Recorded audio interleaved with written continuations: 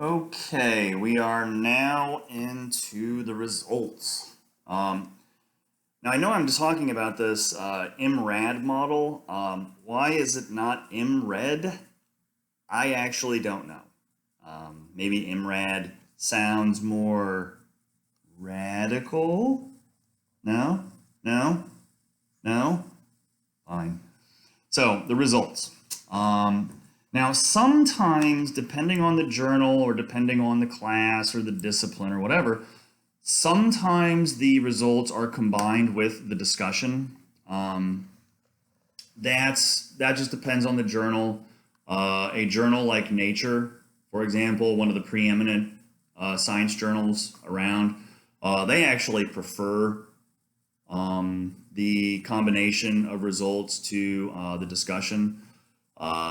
Sometimes a longer methods section will shorten your results section. That's totally okay.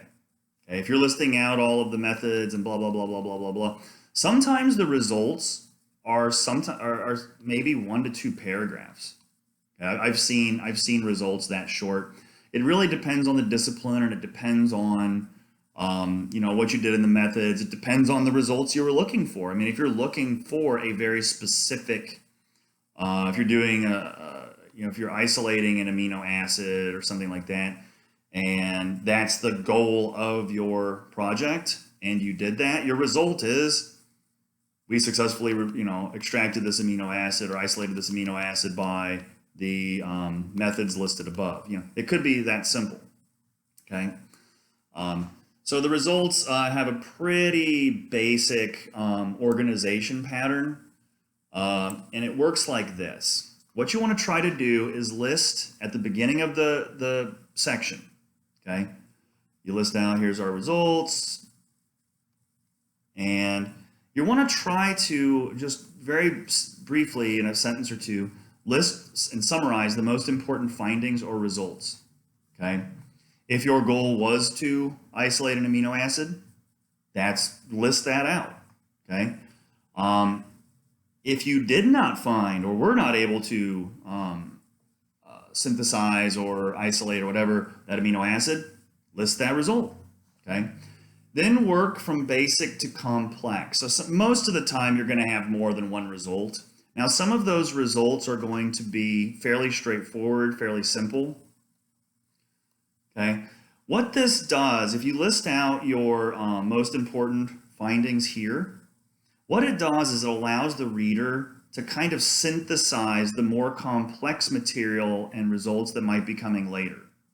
Okay, so if you're working in something like statistics or chemistry, some of those results might be pretty complex, especially to people who aren't specifically familiar with the discipline that you're writing in. So the basic thing is to work from the more basic results to the more complex results. Like I said, it allows the reader to synthesize the more complex material later. See how simple the organization here is, because all you're doing is you're outlining the results. You're not really interpreting them yet. That's for the discussion. We'll talk about that in the next section. So you just list them out. What'd you find? Okay, what were the results? Now, very often, since most of you are working in the sciences, you're going to have figures, numbers, charts, graphs, tables, etc. That all depends on the discipline. Okay, like in statistics, you're going to obviously have figures and numbers. There's no way you're going to avoid that if you're doing statistics. If you're doing, a survey, a demographic survey, you are clearly going to have figures and numbers. Okay. The one thing you want to do when you're introducing any kind of visual material into your papers is always err on the side of clarity. And one little useful thing to think about is figures like numbers, okay, equations and stuff, they're almost always better than tables. So you can imagine I tried to draw this out. I got bored doing it. So if you're trying to, lay out a table and it has all these little complex numbers and stuff, and, you're trying to look smart, and, a reader will look at that and their eyes will glass over and they're not going to probably look at it because they're not going to know what all these little numbers and esoteric things mean, you know, blah, blah, blah, blah, blah, blah. So figures are always a little bit better than tables simply because, well, they're clearer, they're easier to read.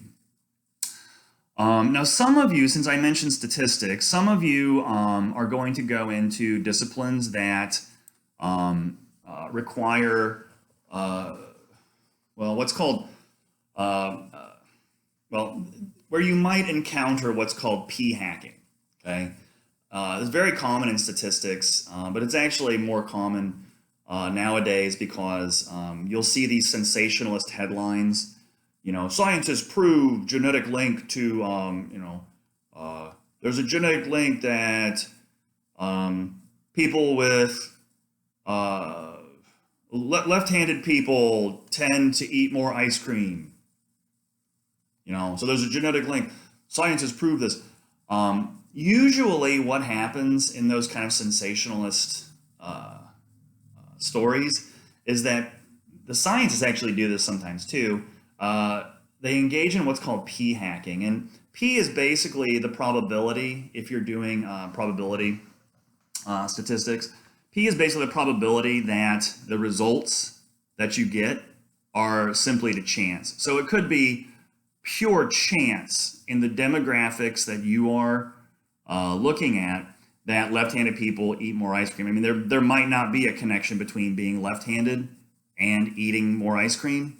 So sometimes scientists will take these coincidences or chance results, and they will kind of, they'll basically modify their methods, so the statistics that they're using, the models and equations, so that this looks, so that P in their models is reduced, okay? So this is actually kind of common nowadays, especially the way that the media will pick up on this. I ran across a kind of funny cartoon. Now, I've known about this guy for a very long time. This is from the cartoon XKCD. And I'm not going to read through this with you, but this is actually a funny cartoon because this lady runs in, she says jelly beans cause acne, and then he demands that the scientists here investigate it. Okay, so the scientist comes in, they find no link between jelly beans and acne.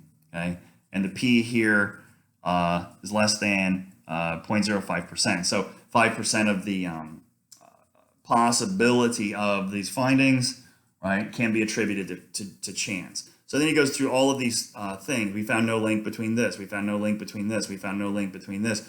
We found no link between this. And then the media comes in and regardless, okay, only 5% chance of coincidence, 95% confidence. So they basically proven that there is no link at all between jelly beans and acne, but the way that the news handles it, right,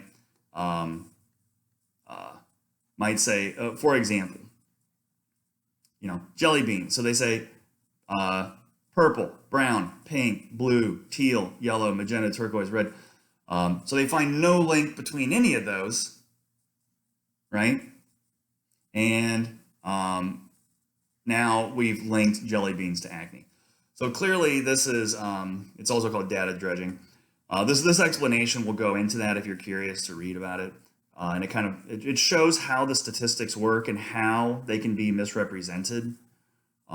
There's a funny joke, it's attributed to Mark Twain, but he said, he had this nice little quote and he said, there are lies, damned lies, and statistics.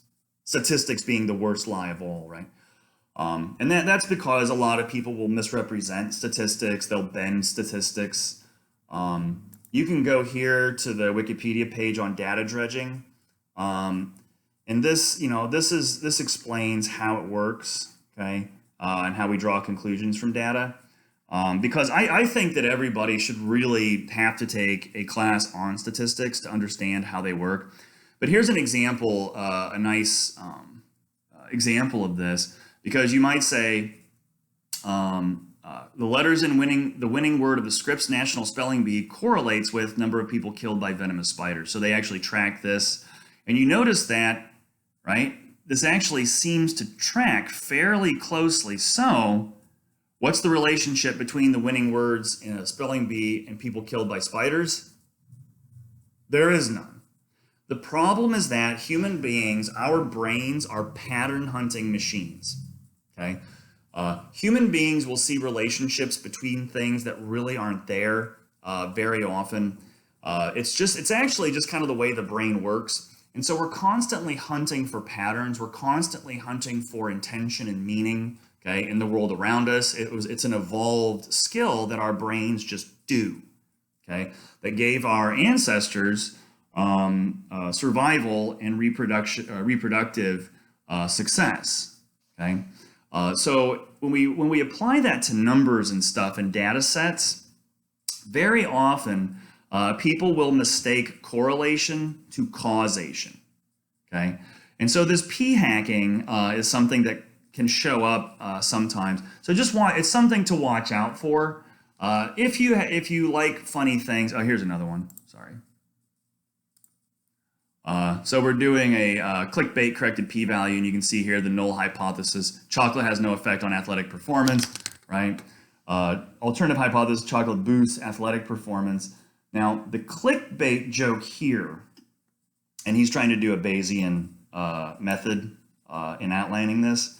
The clickbait method here is fraction of test subjects who click on a headline announcing that H is true. So what he's actually showing here through this little math joke or statistics joke is that clickbait, right? Clearly people are gonna wanna click on this one more than this one, okay? And so you can go in here and check out the explanation of that. I thought it was pretty clever kind of joke about this. The comic is done. I'm going to just throw a shout out here by a guy named Randall Munroe. His book, What If, is absolutely hilarious. And what he does is on his website, he takes questions and then he answers these ridiculous questions with actual scientific facts and results. Like, if this question were to be resolved scientifically, how would we do it? Here's one such question. If a Venus flytrap could eat a person, about how long would it take for the human to be fully dejuiced and absorbed? So here's another question. How many Lego bricks would it take to build a bridge capable of carrying traffic from London to New York? Have that many Lego bricks been manufactured? And he actually goes into the science of answering all of these utterly ridiculous questions. So anyway, check out Randall Munroe. His cartoon is XKCD. Okay, science, math, it's funny, yay. Okay, back to results. Now, in terms of the figures and numbers that you're using in the results section, the point here, once again, is clarity. So the text should point the reader to important patterns in the tables, the figures, the graphics. But those tables, figures, and graphics should be clear on their own, okay? There should be an obvious relationship between the numbers and statistics you're showing. So to go back to my sociopathy example, right? Remember, I am testing this demographic of inmates. I would have to list out all the demographic information, their ages and stuff. But then my control group, right? Here, let's say that they showed a 50% lower, right, irony comprehension, metaphor comprehension than my control group. I would then have to kind of figure out, right, in the p-value, is how much of that is attributable to something just like chance, okay? So p-values are always going to kind of factor into, especially scientific hypotheses. But if you had something like a 50% lower rate here based on the experiment that you're trying to do, that would very, very clearly indicate that you're onto something. So just to kind of show you this, that you have to model all of your stuff pretty carefully, but it's all about making clear the statistics that you use, not trying to manipulate them, not trying to make them too complex. Sometimes that complexity can make the paper look smarter. but it doesn't make the paper any clearer. So this is just the basics of results, right? So just list out the results, make them clear, and then explain them as best as possible. Don't interpret them. The interpretation comes next. Once we get to the last part, which is the discussion.